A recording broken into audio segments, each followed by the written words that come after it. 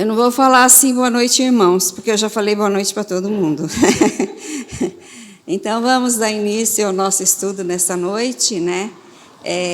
Depois de um período longo, que eu fiquei doente, né, com uma gripe muito forte, talvez influenza, e depois o período de festas, né, viagem, graças a Deus, que o Senhor nos deu essa oportunidade. Então, estamos aqui de volta, abrindo a palavra de Deus para estudar um pouco mais nessa noite.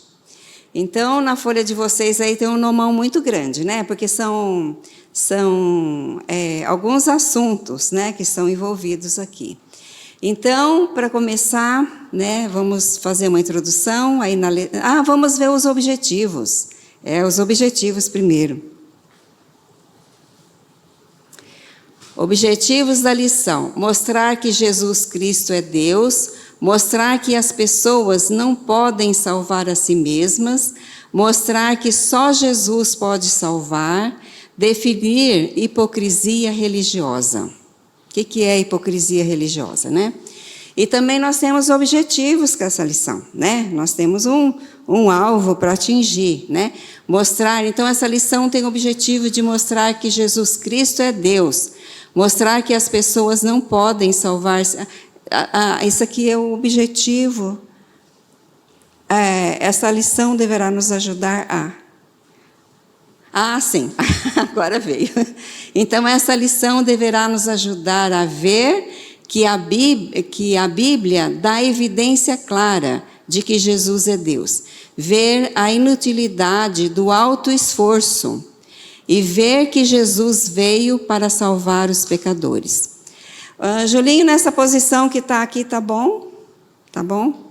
Então, tá. Então, vamos agora para a letra A. Os irmãos podem reler em casa, né, os objetivos da lição e tudo. Então, se nós estivéssemos vivido nos dias de Jesus, quando ele esteve aqui na terra como homem, será que nós estaríamos entre a multidão que cercava Jesus? O que os irmãos acham?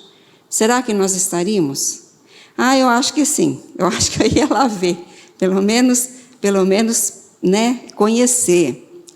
Então, eu acho que nós estaríamos. Todo mundo fez assim com a cabeça, então eu acho que...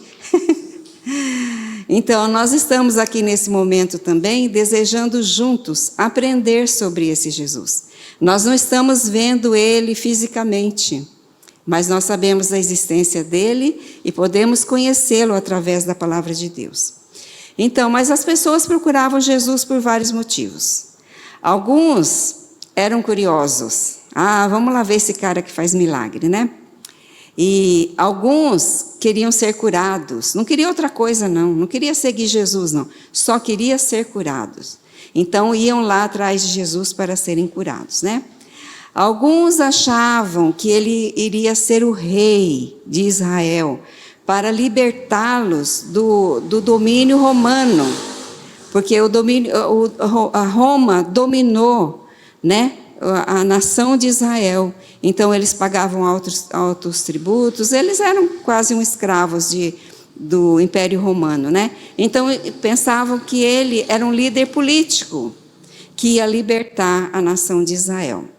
Mas outros queriam ouvi-lo, porque ele falava com autoridade a palavra de Deus. Ele falava a palavra de Deus com poder. Por isso que muitos iam para ver, né? Mas outros esperavam que ele fizesse ou dissesse algo para pegar ele em alguma falta. O que será que ele vai falar de errado aí contra a lei, contra a nação judaica, né? Então, para incriminá-lo, né? Então, eles queriam culpá-lo de algum crime, não porque ele fosse culpado, mas porque tinha inveja do seu ministério. A Bíblia diz que os líderes religiosos tinham muita inveja de Jesus, né? Por causa do ministério dele junto com o povo. Então, eles não queriam a verdade. Então, o que eles queriam? Eles queriam ser considerados, eles queriam ser importantes, eles queriam estar em evidência, né? Queriam ser os tais. E se nós estivéssemos lá, né? No meio da multidão, o que será que a gente estaria pensando? Qual era a nossa motivação para ir atrás de Jesus, para buscá-lo, para ouvi-lo? Qual seria a nossa motivação? Então, uma coisa para a gente pensar, né? Qual é a nossa motivação quando a gente vem à igreja? Qual é a nossa motivação quando a gente abre a Bíblia em casa para ler, para estudar, né? Então, agora, nesses estudos que nós vamos ter agora, nessas próximas lições, nós precisamos ter em mente, né, o propósito dos milagres de Jesus, porque nós vamos estudar alguns milagres de Jesus, né? Porque nós estamos estudando a vida e o ministério de Jesus. Então, um dos nossos objetivos é entendermos o propósito dos milagres de Jesus. Por que Jesus fazia milagres? Né?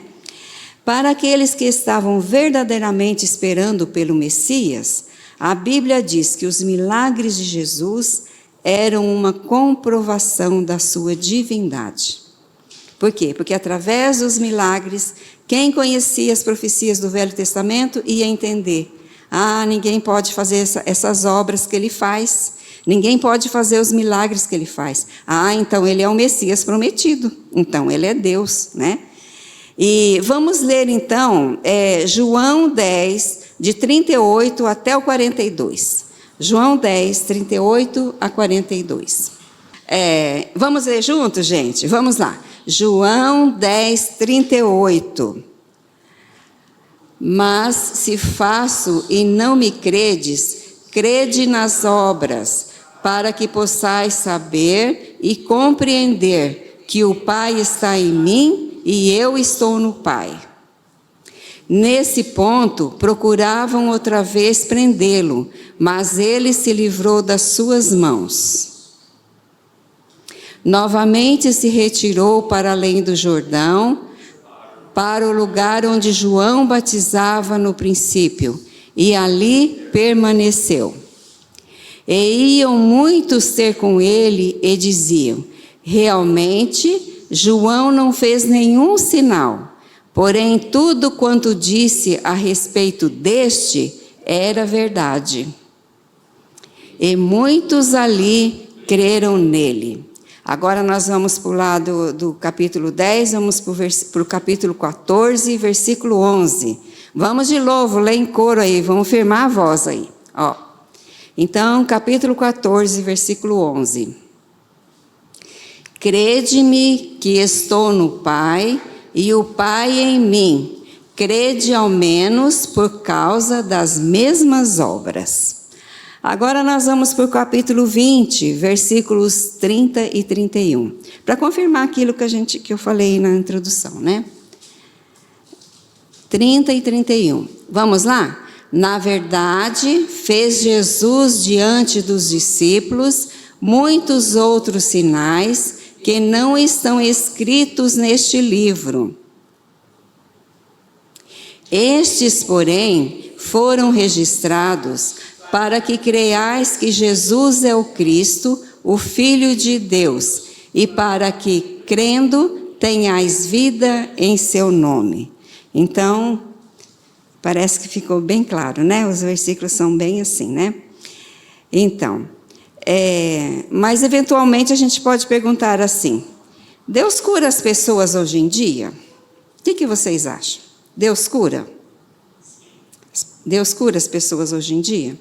A resposta certamente é sim. Deus cura, né? Então, devemos estar encorajados a crer que Deus sabe o que é melhor e que Ele é capaz de curar, apesar de, às vezes, decidir não fazê-lo. Às vezes, Jesus diz não, né? Vocês lembram da aula da escola dominical com o pastor, domingo de manhã? Às vezes, Deus diz não, né? Deus tem 3 respostas. Nossas orações sempre têm resposta. É sim, é não e é espere, né? Então nós podemos confiar nele para fazer o que é absolutamente perfeito. Porque nos estudos de domingo aqui também, o pastor usou um versículo de 1 João capítulo 5, que diz que tudo que a gente pedir de acordo com a vontade de Deus, eu não lembro o versículo como é, que eu não estou lembrando agora como que ele começa, né? Mas tudo que a gente pedir a Deus, que esteja de acordo com a vontade de Deus, Ele faz, né? Então, nossas orações têm que estar alinhadas com a vontade de Deus, né? Então, hoje, algumas pessoas pensam que Deus tem que curar, não é? Deus tem que curar, porque eu pedi, como que Ele não vai curar? Ele não é o mesmo? Como que Ele curava e agora não cura mais? Como que Ele não vai me curar, né? Porém, os milagres são uma prerrogativa de Deus e não nossa. Então, os milagres são uma prerrogativa de Deus, não é prerrogativa nossa, tá? Então, nós não podemos fazer exigências, e sim pedidos ao nosso Pai, ao nosso Deus soberano e conhecedor de todas as coisas. Uma boa passagem para a gente estudar isso aqui é 2 Coríntios 12, de 1 a 10. Vamos ver aqui um exemplo de que Deus não curou, de que essa pessoa que pediu tanto não curou, né? Então, vamos lá. 2 Coríntios 12, de 1 a 10. 2 Coríntios 12, de 1 a 10. Esse daqui eu não vou pedir que os irmãos leiam, porque são 10 versículos para ler, né?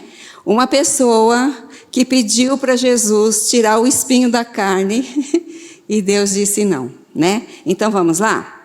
Acompanhando aí comigo. Se é necessário que me glorie, ainda que não convém, passarei as visões e revelações do Senhor. Conheço um homem em Cristo que há 14 anos foi arrebatado até o 3º céu. Se no corpo ou fora do corpo, não sei, Deus o sabe. E sei que o tal homem, se no corpo ou fora do corpo, não sei, Deus o sabe, foi arrebatado ao paraíso e ouviu palavras inefáveis, as quais não é lícito ao homem referir. De tal coisa me gloriarei, não, porém, de mim mesmo, salvo nas minhas fraquezas. Pois, se eu vier a gloriar-me, não serei nécio, porque direi a verdade, mas abstendo-me para que ninguém se preocupe comigo, mais do que em mim vê ou de mim ouve. E para que não me ensoberbecesse com a grandeza das revelações, foi-me posto um espinho na carne, mensageiro de Satanás, para me esbofetear, a fim de que não me exalte. Por causa disso, 3 vezes pedi ao Senhor que eu o afastasse de mim. Então ele me disse: a minha graça te basta, porque o poder se aperfeiçoa na fraqueza. De boa vontade, pois, mais me gloriarei nas fraquezas, para que sobre mim repouse o poder de Cristo. Pelo que sinto prazer nas fraquezas, nas injúrias, nas necessidades, nas perseguições, nas angústias, por amor de Cristo. Porque quando sou fraco, então é que sou forte. Quem sabe quem é que fez essa oração para Deus tirar o espinho da carne? Foi o apóstolo Paulo. Então ele tinha esse espinho na carne, Deus colocou, porque Deus usou a vida dele grandemente, ele foi arrebatado até o 3º céu. Ele não sabe se foi o corpo, se foi fora do corpo, mas ele sabe que foi. Então, para ele não se gloriar, Deus colocou um espinho na carne. E ele orou 3 vezes, mas Deus disse não. Então, os milagres, é uma prerrogativa de Deus e não nossa, do homem, Então, seu poder não foi de forma alguma diminuída. Desde que Jesus, desde que a gente nasceu, desde que Deus é Deus, sempre foi Deus, eternamente Deus, o poder dele nunca foi diminuído. Jesus é o Cristo hoje ainda. Agora vamos ver outro versículo, bem bacana, que está em Hebreus 13, 8. Esse vamos ler junto, porque é só um versículo. Hebreus 13, 8.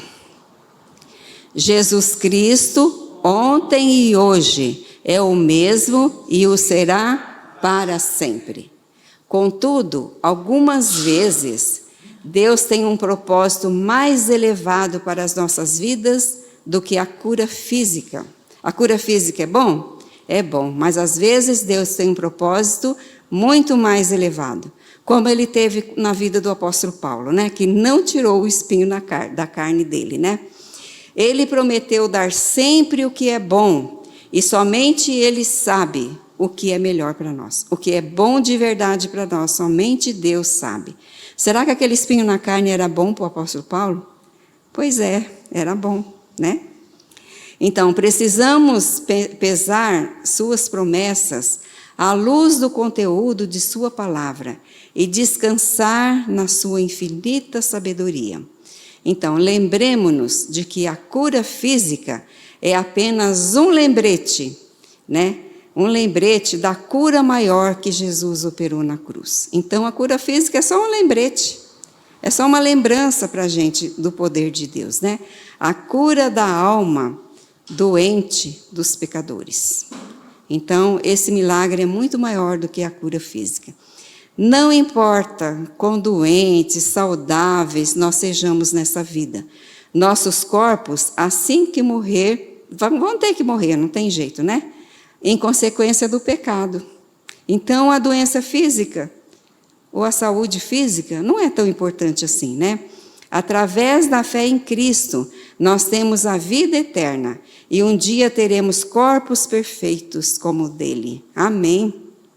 Um dia teremos corpos perfeitos. Em Filipenses, capítulo 3, de 20 a 21, diz assim, pois a nossa pátria está nos céus, de onde também aguardamos o Salvador, o Senhor Jesus Cristo, o qual transformará o nosso corpo de humilhação para ser igual ao corpo da sua glória, segundo a eficácia do poder que ele tem de até subordinar a si todas as coisas. Então, um dia nós teremos um corpo igual ao corpo de Cristo, Amém. Então, vamos passar para a nossa liçãozinha de hoje. E a letrinha B aí, Jesus ensinou a palavra de Deus. O que Jesus usava quando ensinava a palavra de Deus? Que nós estamos usando aqui a Bíblia inteira, Aqui nesses estudos aqui, aqui nessa lição de hoje, o Novo Testamento, né? Os Evangelhos, especialmente. Mas, que Jesus usava para ensinar a palavra de Deus? Tudo verdade. E ele usava o Velho Testamento. É o Velho Testamento que ele usava. Então, quem é contra hoje usar o Velho Testamento nas pregações, sabia que tem gente que é contra? Ensinar histórias do Velho Testamento para crianças, ensinar Velho Testamento na igreja, tem gente que é contra. Acha que tem que ensinar só o Novo Testamento. Mas não, Jesus usou o Velho Testamento para ensinar as pessoas, né? Então, vamos ver o nosso texto de hoje, né? É João 2, de 1 a 12. Esse também não vou pedir para vocês lerem, não, porque são 12 versículos, é muito, né? João 2, de 1 a 12. Dias depois, entrou Jesus de novo em Cafarnaum, e logo ocorreu que ele estava em casa. Muitos afluíram para ali, tantos que nem mesmo junto à porta eles achavam lugar, e anunciava-lhes a palavra. Alguns foram ter com ele, conduzindo um paralítico, levado por 4 homens. E, não podendo aproximar-se dele por causa da multidão, descobriram o eirado no ponto correspondente ao em que ele estava, e fazendo uma abertura, baixaram o leito em que jazia o doente. Vendo-lhes a fé, Jesus disse ao paralítico: Filho, os teus pecados estão perdoados. Mas alguns dos escribas estavam assentados ali e arrazoavam em seu coração. Por que fala ele deste modo? Isto é blasfêmia. Quem pode perdoar pecados, senão um, que é Deus? E Jesus, percebendo logo por seu espírito que eles assim arrazoavam, disse-lhes: Por que arrazoais sobre estas coisas em vosso coração? Qual é mais fácil? Dizer ao paralítico: Estão perdoados os teus pecados? Ou dizer: Levanta-te, toma o teu leito e anda? Ora, para que saibais que o Filho do Homem tem sobre a terra autoridade para perdoar pecados, disse ao paralítico: Eu te mando, levanta-te, toma o teu leito e vai para a tua casa. Então ele se levantou e, no mesmo instante, tomando o leito, retirou-se à vista de todos, a ponto de se admirarem todos e darem glória a Deus, dizendo: Jamais vimos coisa assim. Então, essa é uma passagem bem conhecida. Então, vamos salientar algumas coisas daqui desse texto, né? E nós vamos reler também alguns versículos. Tem a figura aí do paralítico? Descendo no eirado? Então, muitas pessoas queriam ouvir Jesus, como eu disse, por vários motivos, né? E ver o que ele estava ensinando, né? Então, ele ensinava então só a palavra de Deus. Jesus ensinava a mesma mensagem que nós estamos estudando aqui, sobre Deus, conhecer Deus, né? Então, vamos reler o versículo 3? Olha lá, o paralítico lá, ó, os amigos lá em cima do eirado, olha, desceram o leito do paralítico. Vocês têm algum amigo que te leva para mais perto de Jesus? Ou seus amigos te levam para mais longe? Né? Então, que nós possamos ser esses amigos, que leve os amigos para Jesus. Então, vamos reler o versículo 3, que diz assim, ó: Alguns foram ter com ele, conduzindo um paralítico, levado por 4 homens. O que esse homem paralítico podia fazer para se curar?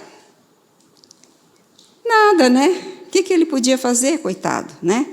Nenhum remédio podia curá-lo, porque se pudesse, ele já tinha sido curado, né?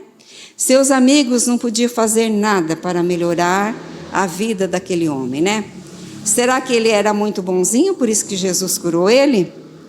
Então, será que Jesus iria perdoar e curar aquele homem? Será que ele fez muitas promessas para Deus?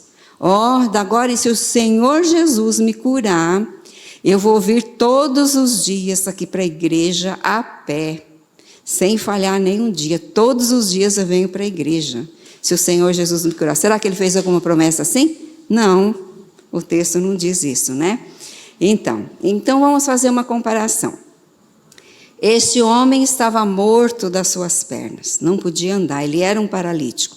Ele não podia carregar-se a si mesmo para ir à igreja ou para vir até Jesus. Ele não podia, ele não andava, né?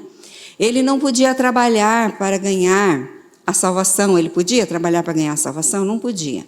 Da mesma forma que este homem, né, da figura ali, né, se arrastava pelo chão, não podendo fazer nada para se salvar, nós também, sem Jesus, nós estamos mortos, espiritualmente mortos, afastados, separados de Deus.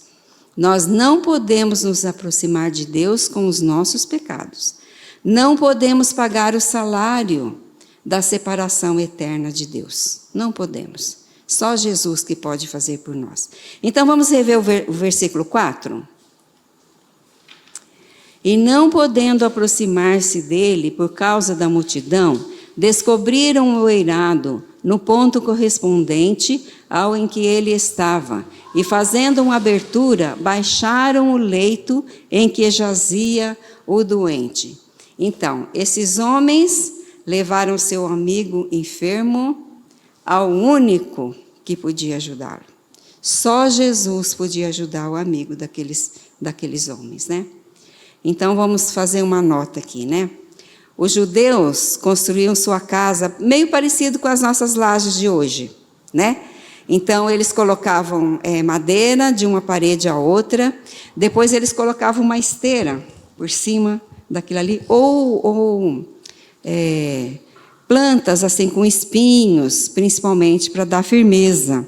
Depois eles colocavam barro por cima. Dá para pôr a figura aí, Vande, de novo? Eles colocavam barro por cima, né?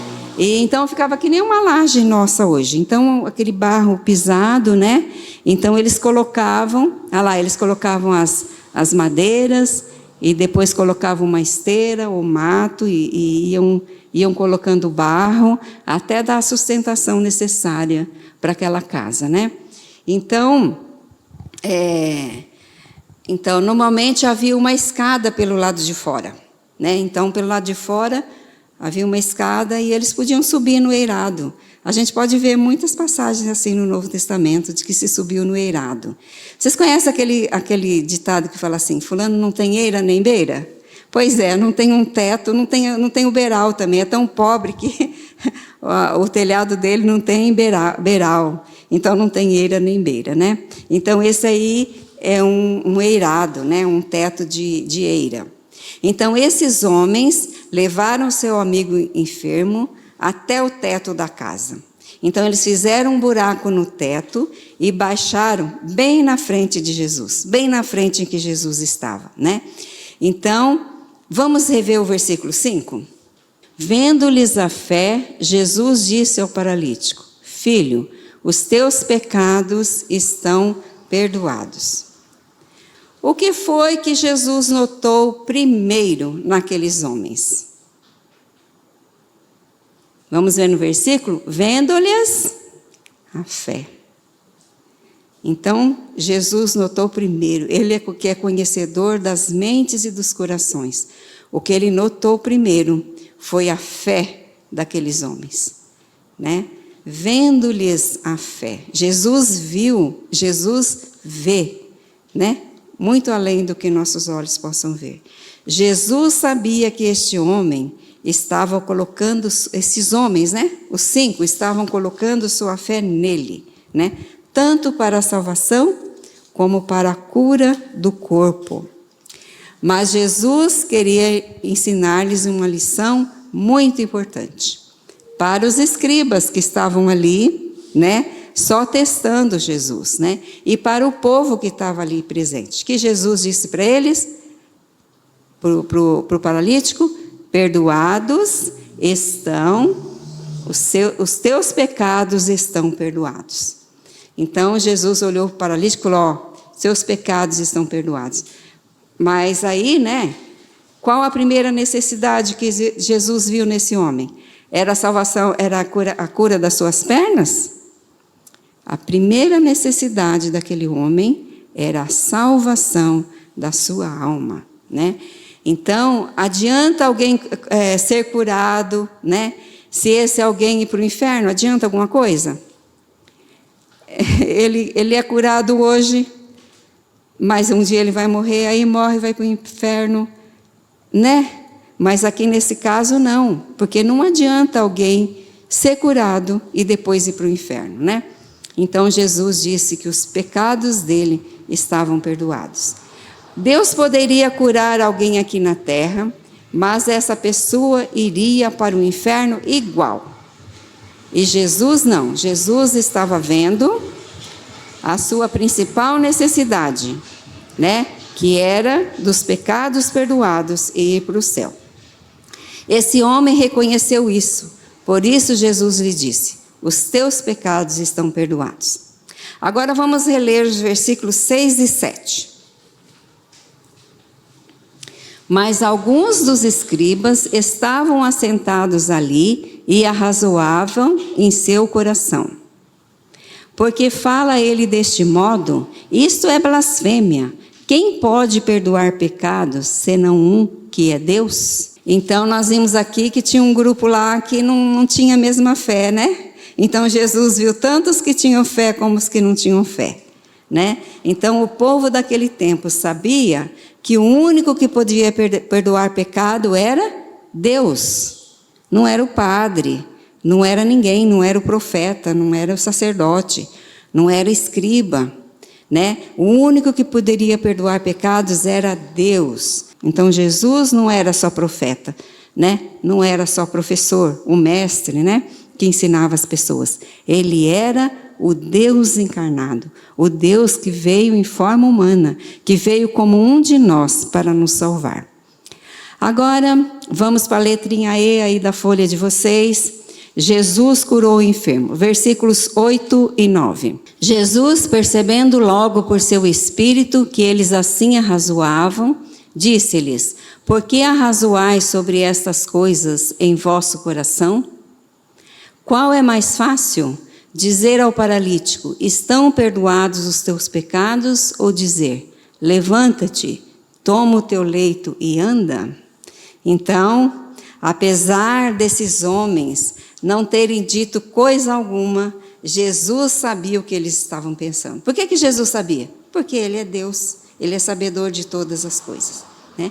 E vamos reler o versículo 9, né? Que Jesus disse para os escribas. Qual é mais fácil dizer ao paralítico: estão perdoados os teus pecados? Ou dizer: levanta-te, toma o teu leito e anda? Então, o que é que vocês acham mais fácil dizer? Perdoados estão os teus pecados? Ou levanta-te, toma o teu leito e anda? Seria mais fácil, né? Mas ele era Deus, ele podia as duas coisas, né? Ele podia até dizer, né? Quem daqui pode levantar esse paralítico e curá-lo? Podia, né? Mas ele disse, o que ele disse no versículo 10? Vamos ver? O que ele disse? Ora, para que saibais que o Filho do Homem tem sobre a terra autoridade para perdoar pecados, disse ao paralítico: os teus pecados estão perdoados, né? Então ele disse no versículo 11. Vamos ver o que ele disse agora para o paralítico. Versículo 11. Eu te mando, levanta-te, toma o teu leito e vai para a tua casa. Então ele disse: levanta. E o homem levantou, né? Agora versículo 12. Então ele se levantou e no mesmo instante, tomando o leito, retirou-se à vista de todos, a ponto de se admirarem todos e darem glória a Deus, dizendo: jamais vimos coisa assim. Então Jesus disse para ele levantar, e ele levantou e saiu na frente deles, mostrando que Jesus é Deus. Então, os milagres serviam para revelar ao povo que Jesus era o Messias prometido, porque ninguém podia perdoar pecados, ninguém podia curar uma enfermidade incurável. Então, esse era como é que se diz? Mostrava que Jesus era Deus, né? Alguém que está deitado muitos anos tem que aprender a andar de novo, fazer fisioterapia. Vocês já engessaram um braço? Quando tira o gesso, fica tudo duro ali, o braço fica fino, né? Tem que fazer exercício, tem que fazer fisioterapia. Mas quando Jesus falou para o homem que nunca tinha andado, levanta, toma o teu leito e anda, ele levantou, pegou o leito na frente de todo mundo e andou, né? Porque quando Deus faz alguma coisa, Ele não faz pela metade, Ele faz completo, Ele faz perfeito. Então Jesus demonstrou o seu poder divino, curando completamente o homem enfermo. Tanto curou a sua enfermidade, como salvou a sua alma. O povo se maravilhou e louvou a Deus. Eles nunca tinham visto nada parecido. Eu nunca vi nada parecido. Só vejo aqui na palavra de Deus, né? Então, quanto tempo de estudo a gente já tem? 38. Então é melhor parar, porque senão não vai ficar muito grande, tá bom? Então, na próxima lição, nós vamos ver o chamado de Levi. Nós vamos ver como Jesus chamou os 12 discípulos para serem seus discípulos mais próximos, para ensiná-los, tá bom? Jesus chamou Levi e deve ter mais coisas aqui, né? Então, o plano perverso dos fariseus para matar Jesus, os fariseus e os herodianos também. Então, a lição é muito grande.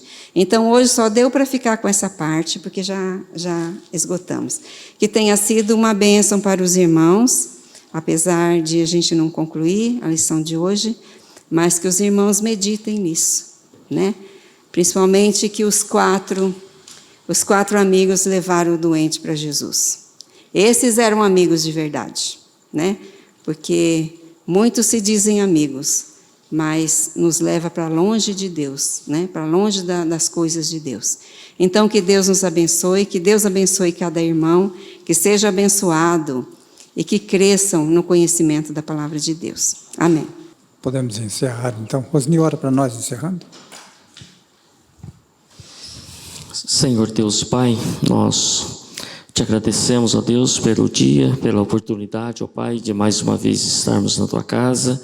Obrigado, ó Deus, por cada irmão aqui presente. Obrigado, ó Deus, pela vida da dona Miriam, o Sr. Silas, pelo estudo, ó Pai, que nós possamos aprender cada dia mais a tua palavra e também viver, ó Pai, e crer, ó Deus, que somente o Senhor é o nosso único e suficiente Salvador, ó Pai. Fica, Deus, conosco, nos leva para casa, nos guarda, nos prepara, Deus, para o dia de amanhã. Em nome de Jesus é que eu oro e agradeço. Amém, Senhor.